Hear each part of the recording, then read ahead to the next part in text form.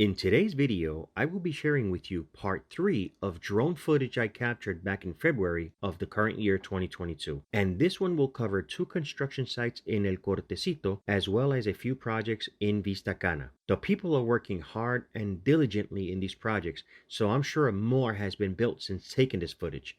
But this gives you an idea on the progress of some of these projects. So sit back, relax, and enjoy today's video.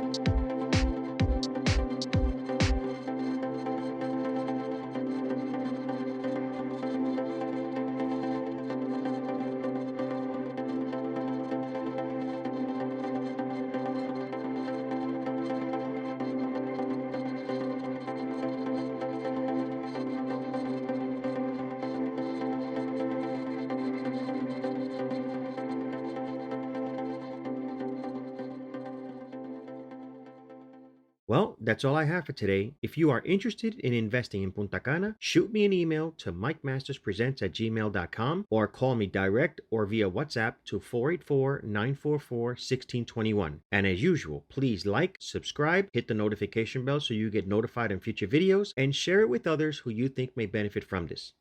Until next time, have a great day.